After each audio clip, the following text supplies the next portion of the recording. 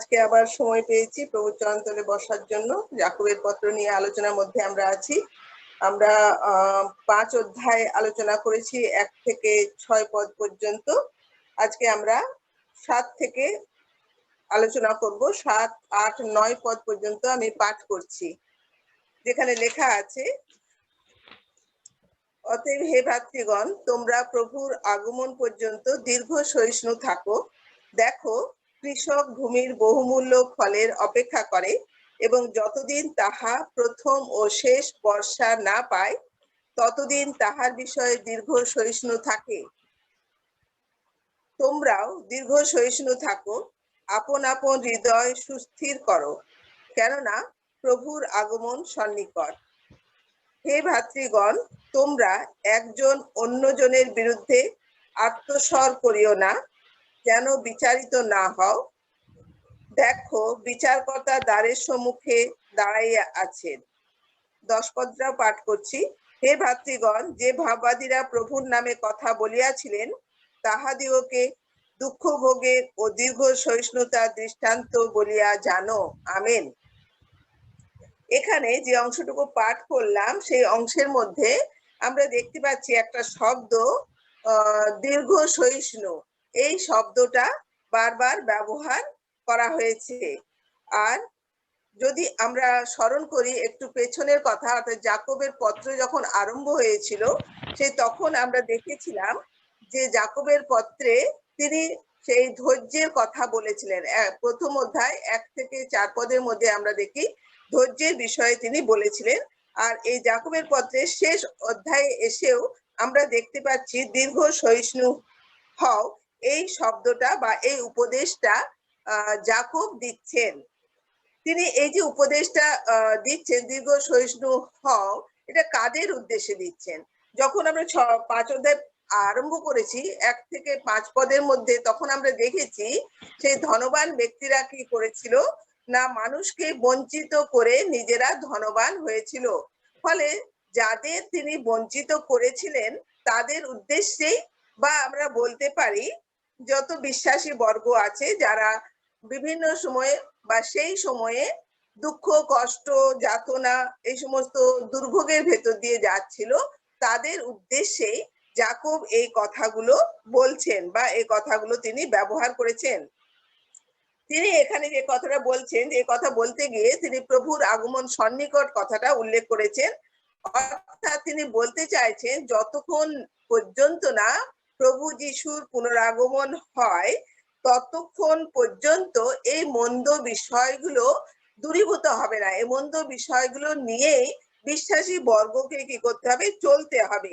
কিন্তু বিশ্বাসী বর্গ এই সময় কি করবে না, ধৈর্যপূর্বক সকলেই সহ্য করবে, এই আশাতে যে একদিন কি হবে, প্রভু আসবেন এবং এই সমস্ত কিছু থেকে বিশ্বাসী বর্গ মুক্ত হবে। এই আশা সামনে রেখে ধৈর্য সহ তারা কি করবে না, অপেক্ষা করবে।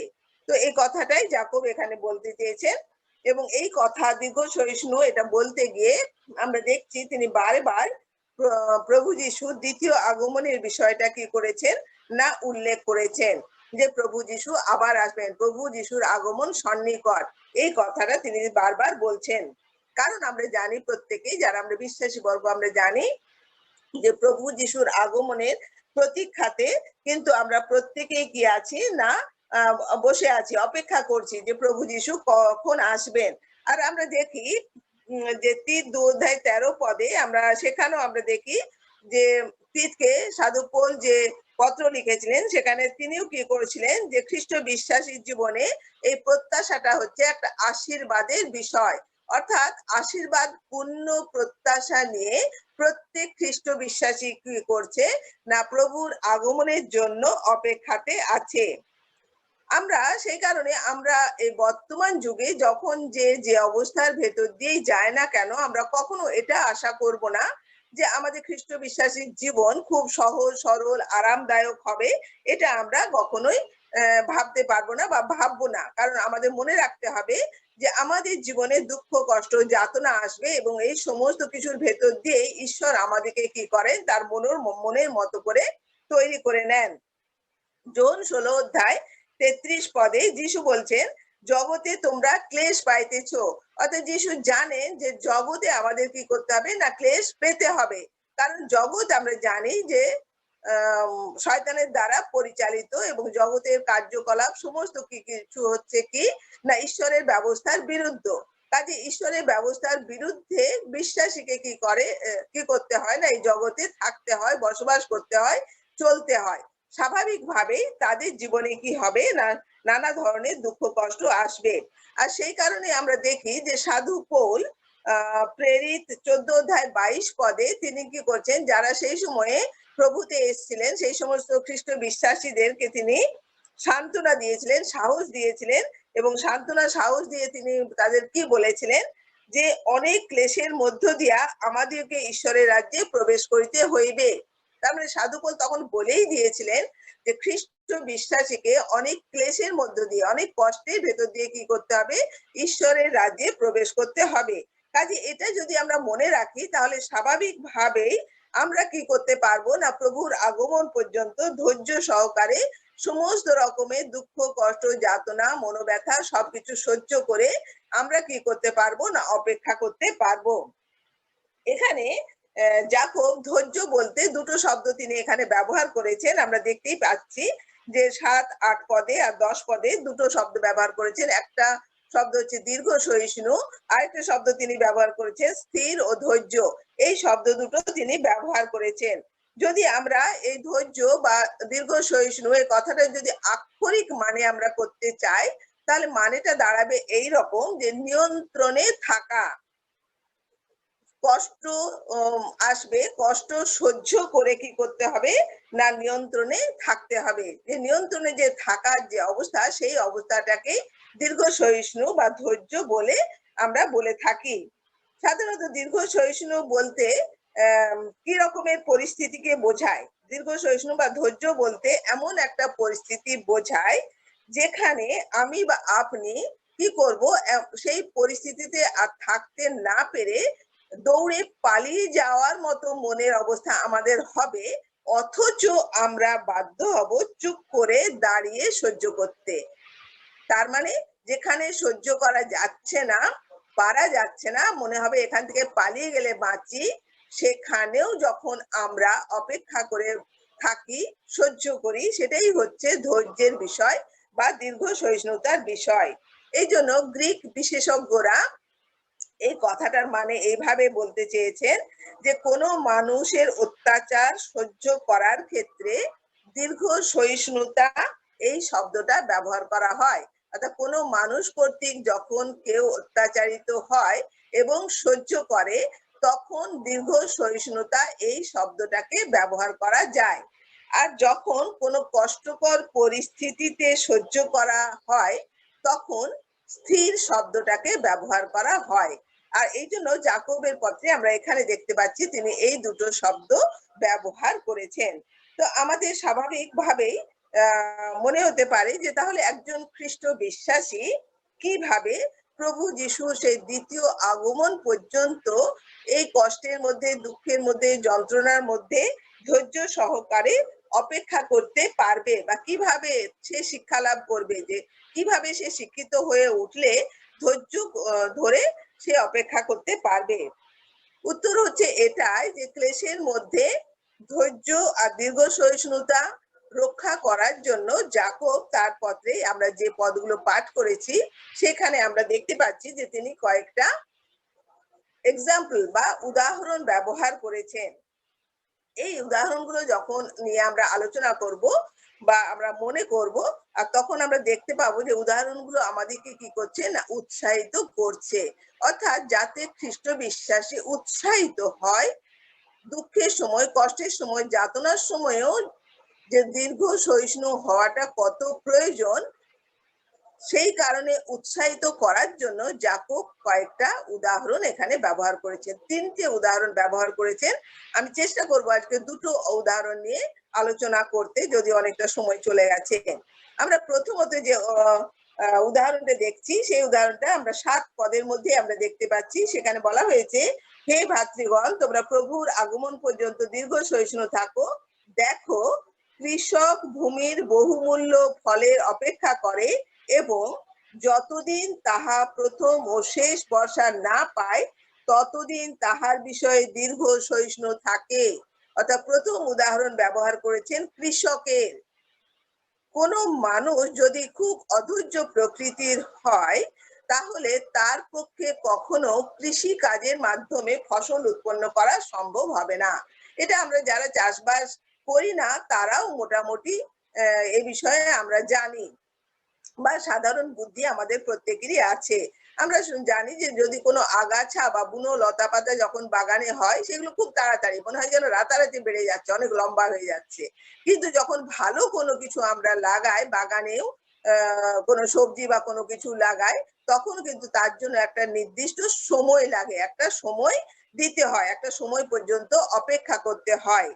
তাহলে এই কৃষকদের ক্ষেত্রেও আমরা দেখি কি যে আবহাওয়ার উপরে কৃষকদের কোনো নিয়ন্ত্রণ নেই। আবহাওয়া সম্পূর্ণভাবে ঈশ্বর যখন যেভাবে দেন সেইভাবেই কি করতে হবে না আমাদের নির্ভর করতে হবে বা কৃষকদের নির্ভর করতে হয়।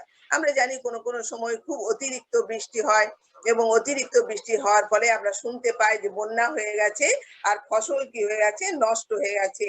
আবার এমনও শুনেছি অনেকদিন ধরে বৃষ্টি হচ্ছে না, যেমন এখন আমরা দেখতে পাচ্ছি অনেকদিন ধরে বৃষ্টি হচ্ছে না, আম গাছে বোল এসেছে, ছোট ছোট আম হয়েছে কিন্তু ছোট ছোট আমগুলো কিছু শুকিয়ে শুকিয়ে পড়ে যাচ্ছে, কারণ বৃষ্টি হয়নি, সেই জন্য আমগুলো পড়ে যাচ্ছে। কাজেই যখন অতিরিক্ত রোদ হয় তখন কি হয় ফসল কি হয় নষ্ট হয়ে যায় বা পুড়ে যায়। আবার যখন নিরূপিত সময়ের আগে যেখানে ঠান্ডার জায়গা যদি দেখা যায় তুষারপাত হয়ে গেল তাহলেও কি হবে না শস্য নষ্ট হয়ে যাবে। তাহলে আমরা দেখতে পাচ্ছি কি যে আবহাওয়া ও আর প্রকৃতি সংক্রান্ত বিষয়ে কৃষকদের কি করতে হয় না সহ্য করতে হয়, দীর্ঘ সহিষ্ণু তাদের হতে হয়। তারা তখন ছটফট করলে হবে না বা কেন এমন হলো অনুযোগ অভিযোগ যাই করুক না কেন কিছুই হবে না, কারণ এইগুলোর উপরে কিন্তু তাদের কোনো নিয়ন্ত্রণ নেই। কাজেই তাদের দীর্ঘ সহিষ্ণু হয়ে অপেক্ষা করতে হয়।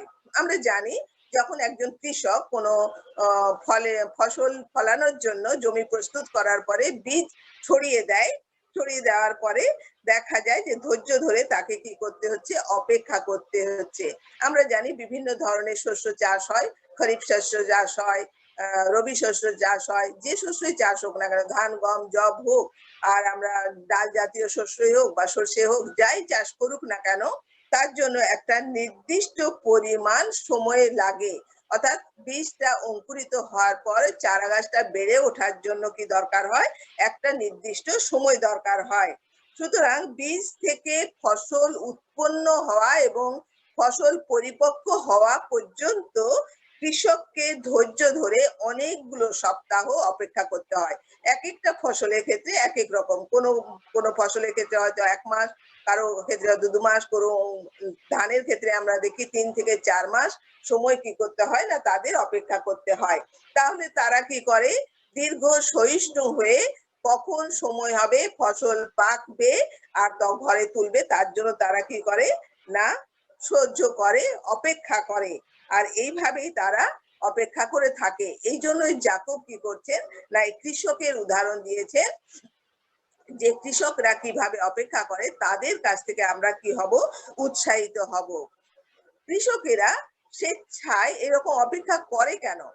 কারণ তারা জানে যখন তাদের কাছে সেই ফলটা আসবে ফসলটা আসবে সেইটা তখন খুব আনন্দের বিষয়, কারণ সেই ফসলটা হচ্ছে খুব মূল্যবান তাদের কাছে।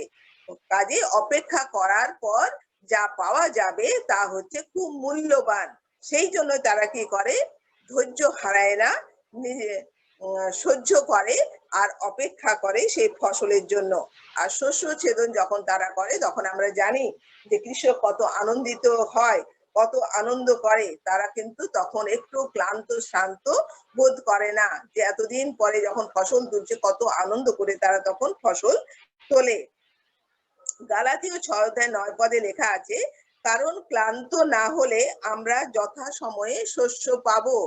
ক্লান্ত না হলে আমরা যথাসময়ে শস্য পাবো। কাজেই প্রত্যেক খ্রিস্ট বিশ্বাসী যখন দুঃখ কষ্ট যাতনার ভেতর দিয়ে যাবে এবং তখন তারা অনুযোগ অভিযোগ না করে যখন প্রভুর দিকে দৃষ্টি রেখে তার আগমনের প্রতীক্ষায় থেকে অপেক্ষা করবে আর তখন সে নিশ্চিত যে প্রভু যখন আসবেন তখন সে কি করতে পারবে না উপযুক্ত ফসল সে তুলতে পারবে, অর্থাৎ প্রভুর দৃষ্টিতে সে গ্রহণযোগ্য হবে।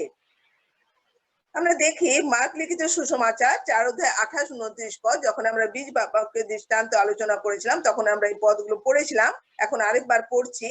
কারণ ভূমি আপনা আপনি ফল উৎপন্ন করে, প্রথমে অঙ্কুর, পরে শীষ, তাহার পর শীষের মধ্যে পূর্ণ শস্য, কিন্তু ফল পাকলে সে তৎক্ষণাৎ কাস্তে লাগায়, কারণ শস্য কাটিবার সময় উপস্থিত। তাহলে একটা বীজ থেকে শস্য কাটা পর্যন্ত ধৈর্যপূর্বক কৃষকেরা অপেক্ষা করে, আর যখনই শস্য পেকে যায় তখন আনন্দ সহকারে সেই শস্য কাটতে সে উপস্থিত হয়ে যায়। তো আমরা এই অংশে তার মানে দেখতে পাচ্ছি যে যাকব একজন খ্রিস্ট বিশ্বাসীকে আত্মিক কৃষক হিসেবে তিনি চিত্রিত করেছেন বা দেখাতে তিনি চাইছেন, যেন একজন খ্রিস্ট বিশ্বাসী আত্মিক কৃষক হিসেবে আত্মিক ফসল তোলার জন্য দীর্ঘ সহিষ্ণু হয়, আর ক্রমশ তার সেই ফসল পাওয়ার দিকে সে এগিয়ে যেতে পারে। যাকব 5 অধ্যায় 8 পদে তিনি বলছেন, তোমরাও দীর্ঘ সহিষ্ণু থাকো, আপন আপন হৃদয় সুস্থির করো। বাইরের যে ঘটনাগুলো আমাদের ব্যক্তিগত জীবনে বা পারিবারিক জীবনে প্রতিদিন ঘটে চলছে, যেগুলো আমাদের জীবনে প্রতিকূল পরিস্থিতি তৈরি করছে, আমাদেরকে উত্তপ্ত করছে, সেই ঘটনাগুলোকে যেন আমরা আমাদের জীবনে কি করি না, অ্যালাউ না করি বা প্রশ্রয় না দিই, বা ওইগুলোকে আমাদের মনকে নাড়া দিতে যেন না দিই, কিন্তু আমরা সহ্য করে সুস্থির ভাবে অপেক্ষা করতে থাকি যে প্রভু কবে আসবেন। লূক লিখিত সুসমাচার 8 অধ্যায় 11 পদে আমরা দেখেছি, পাঠ করেছি যখন, তখন আমরা দেখেছি যে আমাদের এই হৃদয়টা বা অন্তঃকরণটা হচ্ছে কি মাটি, আর ঈশ্বরের বাক্য হচ্ছে কি না বীজ। মাটির ক্ষেত্রে আমরা দেখেছি বা ভূমির ক্ষেত্রে আমরা দেখি যেমন সময় বা মরশুম আছে, ঠিক অনুরূপ ভাবে আত্মিক জীবনের ক্ষেত্রেও মরশুম বা উপযুক্ত সময় আছে, অর্থাৎ নির্দিষ্ট ফসল উৎপন্ন করার জন্য যেমন একটা নির্দিষ্ট সময়, আর মরশুম মানে যে ফসলটা যে সময়ে উৎপন্ন হয়। ধান যখন উৎপন্ন হওয়ার কথা তখনই ধান আমাকে চাষ করতে হবে, গম যখন উৎপন্ন হওয়ার কথা তখন আমাকে গম চাষ করতে হবে। গমের সময় ধান চাষ করলে ধান ভালো মতো হবে না, অর্থাৎ নির্দিষ্ট একটা সময়, একটা নির্দিষ্ট মরশুম যেমন আমরা শস্যের ক্ষেত্রে দেখি, ফসলের ক্ষেত্রে দেখি, ঠিক তেমনি আত্মিক জীবনের ক্ষেত্রেও কি আছে না একটা নির্দিষ্ট সময় আছে আছে কিন্তু আমরা অনেক সময় দেখি যে মাঝে মাঝে আমাদের খ্রিস্ট বিশ্বাসীর হৃদয় বা জীবন অনেকটা কি হয়ে যায়, শীতল হয়ে যায়, জমাট হয়ে যায়, মনে হয় সে উত্তপ্ত অবস্থায়। যখন আমরা প্রভুকে প্রথম গ্রহণ করেছিলাম তখন যে উত্তপ্ত অবস্থা ছিল, যে টকবক করে ফুটতাম, সেই রকম অবস্থা থেকে আমরা অনেকটাই শিথিল হয়ে গেছি, এবং অনেক সময় দেখা যায় যে এত বেশি শিথিল হয়ে যায় বা জমাট হয়ে যায় যে তখন প্রয়োজন হয় কি না সেই জমাট জায়গাটাকে ভাঙার প্রয়োজন হয়। যেমন মাটি শক্ত হয়ে গেলে সেখানে যদি বীজ বুনে দেওয়া যায় তাহলে সেখানে বীজটা অঙ্কুরিত হতে পারে না, আগে মাটিটাকে ভালোভাবে লাঙল দিয়ে চষতে হয়, প্রথমে উপযুক্ত করে নিতে হয় জমিটাকে, তারপরে সেই বীজটাকে বুনতে হয়, তবেই সেই বীজ ভালোভাবে কি হয়, অঙ্কুরিত হতে পারে। ঠিক তেমনি আমাদের হৃদয়টা যখন বিভিন্ন কারণে শক্ত হয়ে যায়, শীতল হয়ে যায়, জমাট বেঁধে যায়, তখন কি করতে হবে, তাকেও আমাদের চষতে হবে। যার কারণে আমরা দেখি জিরোমীয় ভাববাদীতে 4 অধ্যায় 3 পদে, পদটা আমরা জানি এবং এর আগে আলোচনাও করেছি, সেখানে লেখা আছে কি যে তোমরা আপনাদের পতিত ভূমি চাষ করো। পতিত ভূমি মানে যে জমিটা দিনের পর দিন পড়ে থেকেছে, পড়ে থাকলে সেই জমিটা কি হয়ে যায়, আগাছায় পূর্ণ হয়ে যায়, শক্ত হয়ে যায়, চাষের উপযুক্ত হয় না। ঠিক তেমনি আমাদের হৃদয় রূপ জমিটাও যখন যে কোনো কারণেই হোক না কেন যখন শক্ত হয়ে যায়, ঈশ্বরের বাক্য গ্রহণ করার অনুপযোগী হয়ে যায়, তখন দরকার হয় সেই হৃদয়টাকে চষবা, দরকার হয় ঈশ্বরের বাক্য দিয়ে এবং প্রার্থনার সাহায্যে কি করতে হয়, সেটাকে ভালোভাবে সেই হৃদয় ভূমিটাকে উপযুক্ত করে নিতে হয়। আর সেই জন্য আমরা দেখতে পাই কি যে যখন এইভাবে আমাদের হৃদয়টাকে আমরা ভালোভাবে চষে নিই, আর তখন এই হৃদয় কি করতে পারে না ঈশ্বরের বাক্য গ্রহণ করতে পারে। আর আমরা এটাও দেখেছি যখন বিভিন্ন জনের কাছে অবিশ্বাসীদের কাছে যখন সুসমাচার প্রচার করা হয়েছে। আর অবিশ্বাসীদের কথা কেন বলছি, যখন আমরা চার্চের মধ্যেও বিভিন্ন বিশ্বাসী মহলেও যখন প্রতিদিন বিভিন্ন বাক্য আমরা কি করি, আলোচনা করি, এবং সেই বাক্য এক এক জনের ক্ষেত্রে আমরা জানি এক এক ভাবে কাজ করে, সমানভাবে কাজ করে না, সব ক্ষেত্রে 100% ফল উৎপন্ন হয় না। তার কারণ হচ্ছে যে হৃদয়টা কতটা গ্রহণ করতে পারার উপযোগী আছে তার উপরে এটা নির্ভর করে। আর সেই জন্য আমরা জানি যখন বাক্যরূপ বীজ যখন ছড়িয়ে দেওয়া হয়, তখন ঈশ্বর কিন্তু বসে থাকেন না। তিনি কি করেন, যেমন জমিতে সূর্যালোক দেন, বৃষ্টি দেন, তবে সেই বীজটা অঙ্কুরিত হয়, ঠিক তেমনি ঈশ্বর কি করেন না, তিনি তখন কিন্তু কাজ করেন। তিনি মঙ্গল রূপ তার যে বৃষ্টি ধারা তিনি তখন ঝরান বা প্রেরণ করেন, যেন সেই ফসল, উপযুক্ত ফসলটা কি হতে পারে, ফলতে পারে। এবং আমাদেরকে কি করতে হয় না, তার জন্য তখন অপেক্ষা করে থাকতে হয়।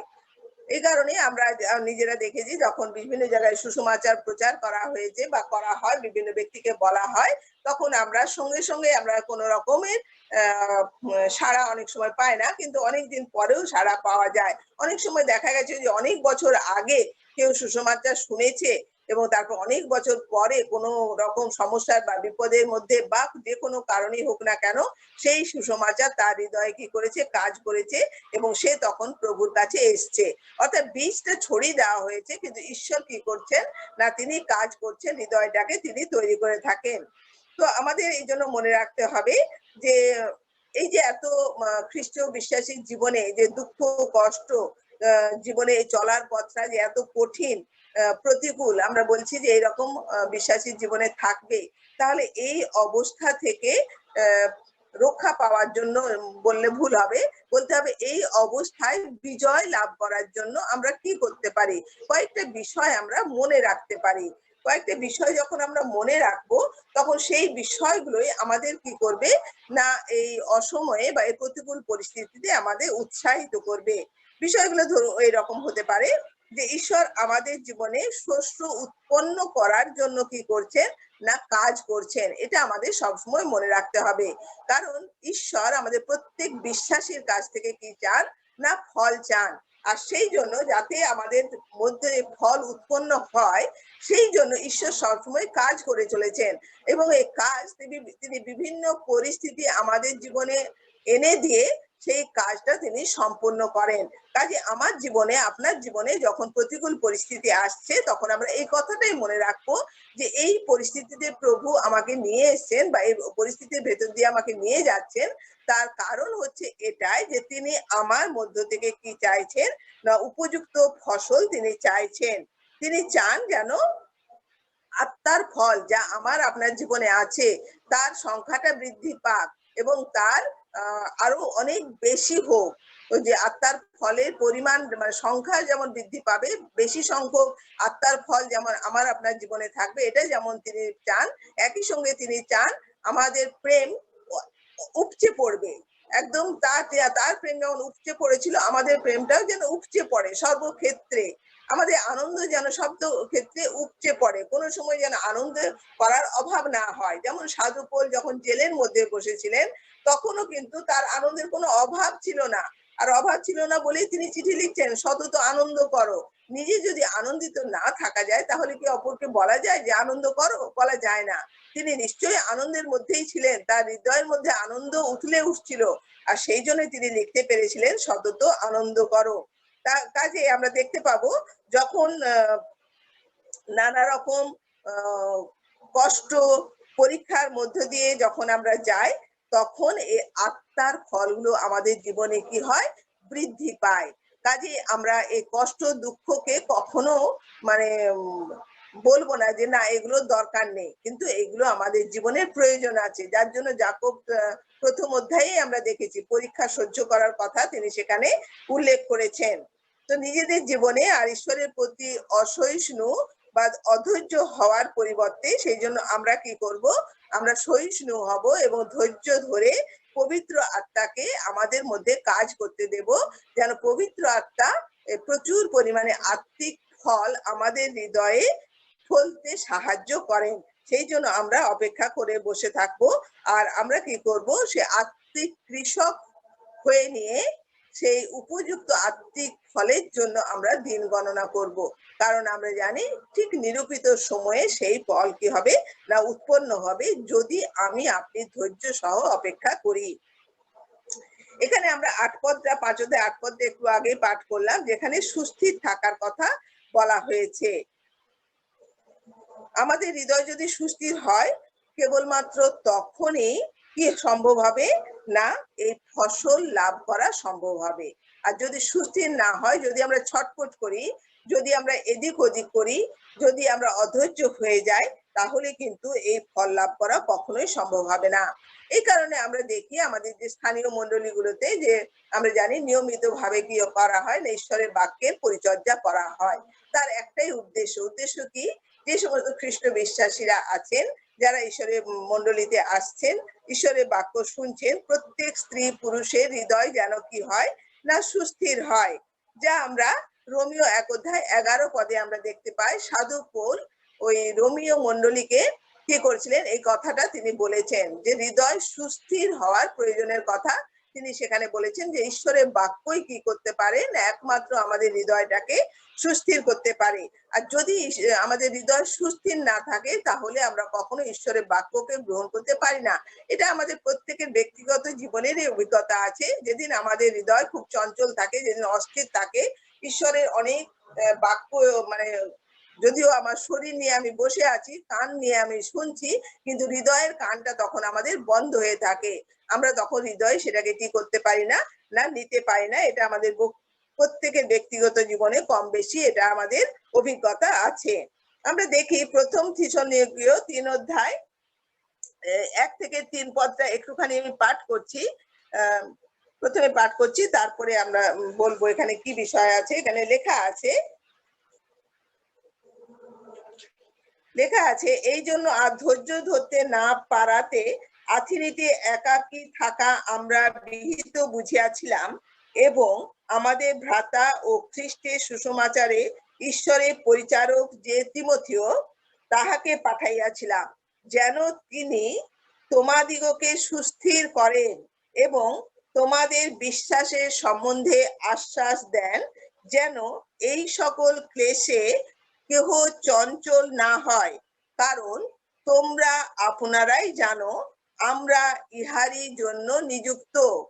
তো এখানে সাধু পৌল কি বলছেন, যে তিনি তিমথিওকে পাঠিয়েছিলেন থিসলনিকীয় মণ্ডলীতে যারা নতুন প্রভুতে এসছে, তাদের জীবনে যে ক্লেশ বা দুঃখ আসছে, সে ক্লেশ বা দুঃখের সময়ে যেন তারা ভেঙে না পড়ে, যেন তারা অধৈর্য হয়ে না ওঠে, যেন তারা অস্থির হয়ে এদিক ওদিক ছোটাছুটি না করে। তিমথিও গিয়ে কি করবেন না, তাদের বাক্য দ্বারা তাদের পরিচর্যা করবেন, যেন তারা কি হতে পারে না সুস্থির ভাবে থাকতে পারে, তারা এদিক ওদিক হবে না। এই কারণে তিমথিওকে তিনি সেদিন তখন কি করেছিলেন না সেখানে পাঠিয়েছিলেন। আবার পৌল নিজেও আমরা দেখি কি, যে ঈশ্বরের কাছে তিনি প্রার্থনা করছেন যেন বিশ্বাসী বর্গ কি থাকেন না সুস্থির হয়ে থাকেন। এই ৩ অধ্যায়ে প্রথম থিসলনিকীয় ৩ অধ্যায়ে আমি আবার দেখতে পাই ১০ থেকে ১৩ পদের মধ্যে সাধু পৌল কি করছেন, ওই মণ্ডলীর সদস্যদের জন্য তিনি প্রার্থনা করছেন যেন তারা সুস্থির হয়। আমি শুধু ১৩ পদটা পাঠ করছি, যেখানে লেখা আছে, এই রূপে আপনার সমস্ত পবিত্রগণ সহ আমাদের প্রভু যিশুর আগমন কালে যেন তিনি আমাদের ঈশ্বর ও পিতার সাক্ষাতে তোমাদের হৃদয় পবিত্রতায় অনিন্দনীয় রূপে সুস্থির করেন। যেন ঈশ্বর ওদের প্রত্যেকের হৃদয়কে অনিন্দনীয় রূপে সুস্থির করেন, সেই জন্য সাধু পৌল কি করছিলেন না প্রার্থনা করছিলেন।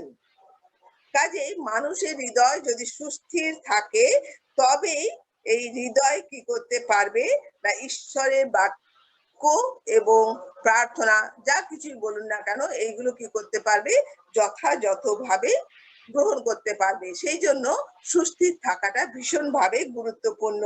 যে হৃদয় সুস্থির নয়, সেই হৃদয়ে কখনোই ফল উৎপন্ন করা সম্ভব নয়। আত্মিক ফল সেই খ্রিস্ট বিশ্বাসীর জীবনে দেখা দেবে না, যদি না ঈশ্বরের বাক্য গ্রহণ করার মতো হৃদয় সুস্থির অবস্থায় না থাকে। আরেকটা কথা আমাদের সবসময় মনে রাখতে হবে যে একজন কৃষক যখন চাষ করে বীজ বা বোনার পরে তারপরে সে কিন্তু হাত পা গুটিয়ে বসে থাকে না বা সে ঘুমিয়ে পড়ে না যে ৩ মাস পরে তো ফসল ইয়ে হবে, পাকবে। আমি এখন চুপচাপ বসে থাকি মনের আনন্দে।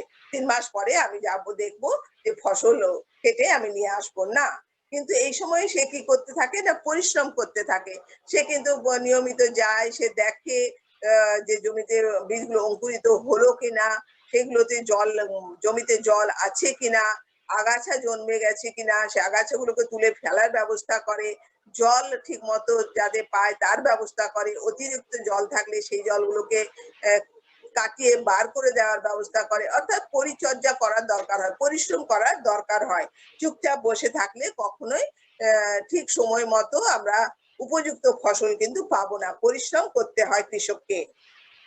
ঠিক তেমনি ভাবে যদি কোনো খ্রিস্ট বিশ্বাসী মনে করেন যে ঠিক আছে, আমাকে ক্লেশ সহ্য করতে বলেছে, আমি ক্লেশ সহ্য করতে করতে থাকি, যা কষ্ট আসছে চুপচাপ মুখ বন্ধ করে সহ্য করতে থাকি, আর প্রভু যখন আসবেন তার আগমন পর্যন্ত এইরকম চুপচাপ বসে আমি সহ্য করতে থাকি, আম, তাহলে কিন্তু হবে না। কিন্তু আমরা জানি যে ঈশ্বর আমাদেরকে প্রত্যেককে নির্দিষ্ট আমাদের কাজ দিয়েছেন। তাহলে সেই কাজগুলো অনুযায়ী আমাদের কি করতে হবে, আমরা যখন আমার জীবনে প্রতিকূল পরিস্থিতি নয়, যখন অনুকূল পরিস্থিতি, তখন যেমন আমি সেই কাজগুলো করছি, বিভিন্ন কাজ করছি, ঈশ্বরের নির্দেশ মতো কাজ করছি, সুসমাচার প্রচার করা, কাউকে গেঁথে তোলা বা অন্যান্য যে সমস্ত কাজ আমি করছি, যখন আমার জীবনে প্রতিকূল পরিস্থিতি এসছে, যখন সমস্যা আছে, যখন দুঃখ যন্ত্রণা আছে, তখনও আমাকে কিন্তু সেই কাজগুলোকে উপেক্ষা করলে চলবে না, সেই কাজগুলো করে যেতে হবে। অর্থাৎ হাত পা গুটিয়ে বসে থাকা চলবে না। যেমন কৃষক বসে বসে থাকে না, ফলের জন্য সে কি করে, পরিশ্রম করতেই থাকে। ঠিক তেমনি একজন খ্রিস্ট বিশ্বাসীকেও কি করতে হবে না, তার কাজ করে যেতে হবে। কাজ করব আর অপেক্ষা করব।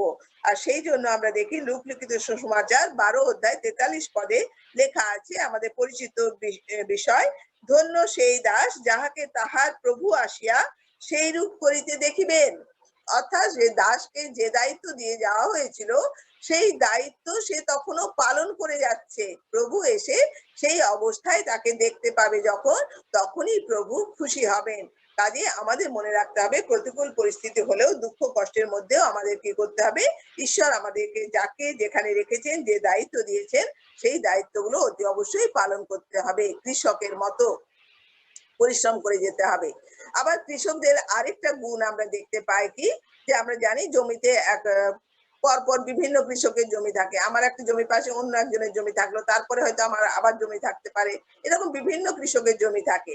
তো একজন কৃষকের সঙ্গে আরেকজনের কৃষক সবসময় কি রাখে না, একটা বোঝাপড়া রাখে, বিবাদ করে না, ঝগড়াঝাটি করে না, পরস্পরের মধ্যে তারা ঝগড়াঝাটি করে কি করে না, না সময় নষ্ট করে না, কিন্তু বরং তারা একে অপরকে সাহায্য করতে ইচ্ছুক থাকে বা উৎসাহী থাকে।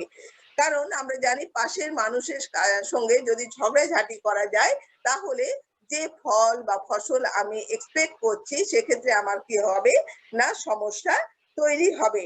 তো সেই কথাটা মাথায় রেখে দাউদ, সরি, যাকব কিন্তু এই 9 পদটা বলছেন। 9 পদে তিনি বলছেন কি, হে ভাতৃগণ, তোমরা একজন অন্যজনের বিরুদ্ধে আত্মস্বর করিও না, যেন বিচারিত না হও। একজন অন্যজনের বিরুদ্ধে আত্মস্বর করিও না, যেন বিচারিত না হও। কৃষকদের কথা বললাম কেন, কৃষকদের কথাতে আমরা জানি, আপনাদের অভিজ্ঞতা আছে কিনা আমি জানি না, কিন্তু আমাদের নিজেদের জমি আছে, আমরা জানি যে যখন আমার জমিতে জল নেই, আর অনেক দূর থেকে কোনো বাঁধ থেকে জল আনতে হচ্ছে, কোনো পাইপের সাহায্যে নয়, কিন্তু পাশে জমির পাশ দিয়ে কি করতে হয়, নালা তৈরি করে নিতে হয়, এবং সেই নালার ভেতর দিয়ে জলটাকে আনতে হয়। তো আমার জমিতে পৌঁছাতে হলে তার আগে হয়তো আরো অনেক কয়েকজনের জমি আছে, তাদের জমির ভেতর দিয়ে কিন্তু জলটা আসবে, এবং সেই ব্যক্তিদের সঙ্গে যদি আমার সঠিক ব্যবহার না থাকে, তাহলে কি হবে না, সেই ব্যক্তি কিন্তু আমার জল আসতে দেবে না, তাহলে কি হবে, আমার জমিতে কিন্তু জল আসবে না। আবার কি হচ্ছে, যখন অতিরিক্ত জল হয়ে যাচ্ছে, তখনও আমরা কি করছি, সেই জলটাকে কাটিয়ে বার করছি, যখন অন্যের জমির ভেতর ওপর দিয়ে কিন্তু কাটিয়ে বের করে দিতে হয়। কারণ জমির প্লট গুলো পরপর থাকে, সেখানে বার করে একদম সম্পূর্ণ বাইরে অন্য কোনো দিকে বার করা সম্ভব হয় না। সেই জন্য পরস্পরের সঙ্গে যদি সঠিক ব্যবহার না থাকে তাহলে সমস্যা তৈরি হবে। ঠিক তেমনি এখানেও যাকব সেই কথাই বলতে চাইছেন যে হে ভাতৃগণ, তোমরা একজন অন্যজনের বিরুদ্ধে আত্মস্বর করিও না, যেন বিচারিত না হও। অর্থাৎ তোমরা যদি আত্মস্বর করো, একজন অন্যজনের বিরুদ্ধে অভিযোগ অনুযোগ করো এবং নানা ধরনের সমস্যা ক্রিয়েট করো, তাহলে তুমি নিজেই তুমি যে ঠিক করছো না, সেই জন্য ঈশ্বরের দৃষ্টিতে তুমি কি হবে, পড়ে যাবে, তুমি বিচারিত হবে এবং তোমার কাছ থেকে ঈশ্বর যে ফসলটা আশা করেছিলেন, যে প্রেমটা আশা করেছিলেন, সেই প্রেমটা কিন্তু তোমার কাছ থেকে পাওয়া যাবে না। সেই দীর্ঘ সহিষ্ণুতা ও সেই ফসল, সেই আত্মিক ফলটা তোমার কাছ থেকে পাওয়া যাবে না। কাজেই তোমাকে কি করতে হবে, পরস্পরের সঙ্গে সঠিক সম্পর্ক বজায় রেখে চলতে হবে। অনেক সময় আমরা দেখি ঈশ্বরের প্রতি অধৈর্য মনোভাব যখন আমাদের কোনো কোনো সময় হয়ে যায়, যদি হয়ে যায় কারোর কোনো সময়, যখন আমাদের জীবনে সমস্যা আসে, দুঃখ আসে, ঈশ্বরের সঙ্গে অধৈর্য হওয়ার সঙ্গে সঙ্গে আমরা কি করি, অন্যান্য খ্রিস্ট বিশ্বাসী আমাদের যাদের আছে যারা, তাদের উপরেও আমরা অধৈর্য হয়ে গিয়ে অনেক সময় রাগত ভাবে বা অনেক সময় খারাপ ব্যবহার আমরা করে থাকি। এটাও কিন্তু ঠিক কাজ নয়। খ্রিস্ট বিশ্বাসীকে সব সময় কি হবে, শান্ত হতে হবে, সুস্থির হতে হবে এবং নিজেকে নিয়ন্ত্রণ করতে শিখতে হবে, নিজের ইমোশনকে নিয়ন্ত্রণ করতে শিখতে হবে, যেন আমরা কখনো আমাদের মুখের দ্বারা বা আমাদের ব্যবহারের দ্বারা কোনোভাবে কাউকে দুঃখ না দিই বা এই দুঃখ দেওয়ার ভেতর দিয়ে আমরা ঈশ্বরের বিরুদ্ধে পাপ না করে ফেলি। আর যদি একে অপরের বিরুদ্ধে আমরা সব সময় বিভিন্ন বিষয় নিয়ে অনুযোগ অভিযোগ করতে থাকি, তাহলে ফলটা কি দাঁড়াবে? একে অপরের বিরুদ্ধে অনুযোগ অভিযোগ করতে করতেই দেখা যাবে সময় চলে যাবে, আর ফলে কি হবে, ফসল তোলার জন্য আমাদের সময় থাকবে না, ঠিক সময় ঠিক ফসল আমরা তুলতে পারবো না। কারণ নিজেদের মধ্যে যদি কাটাকাটি, মারামারি, হানাহানি করতে থাকি, তাহলে কখনোই সঠিক ফসল সঠিক সময়ে তোলা সম্ভব হবে না। তো এখানে আমরা দেখতে পাচ্ছি যে যাকব খুব সুন্দরভাবে কৃষকের উদাহরণ দিয়ে তিনি এই দীর্ঘ সহিষ্ণু ব্যাপারটাকে তিনি আমাদের সামনে তুলে ধরেছেন। এই যেহেতু আমরা কৃষকদের এই চাষবাস সংক্রান্ত বিষয়গুলো সম্পর্কে প্রত্যেকে অবহিত আছি, কাজে আমরা খুব ভালোভাবেই বুঝতে পারছি যে একজন কৃষক নির্দিষ্ট সময়ে ফল লাভের জন্য যদি সে এত ধৈর্য ধরতে পারে, কারণ ধৈর্য ধরা ছাড়া তার সামনে আর কোনো পথ খোলা নেই।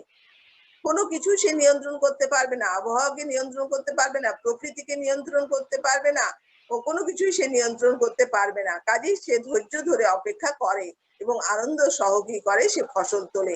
কাজে একজন খ্রিস্ট বিশ্বাসী হিসেবে ঈশ্বর তো আমাদেরকে আরো কত বেশি না আশীর্বাদ যুক্ত করেছেন। আমরা কি করব না, আমরা অধৈর্য হয়ে পড়বো না, আমরা নিজেদেরকে কি করব, প্রার্থনাতে প্রভুর হাতে রাখবো। যখন বিভিন্ন দুঃখ কষ্ট যাতনা আমাদের সামনে আসবে, যখন অসহ্য মনে হবে, তখন ঈশ্বরের বাক্যই আমাদেরকে সান্ত্বনা দেবে এবং আমরা ধৈর্য ধরে প্রভুর চরণতলে নিজেদেরকে রাখবো এবং নিজেদেরকে সমর্পণ করব সম্পূর্ণভাবে, আমাদের সমস্ত অঙ্গ প্রত্যঙ্গকে তার হাতে সমর্পণ করব। তাহলে আমরা কি করতে পারবো, সহজেই এই প্রতিকূল পরিস্থিতির উপরে বিজয় লাভ করতে পারবো।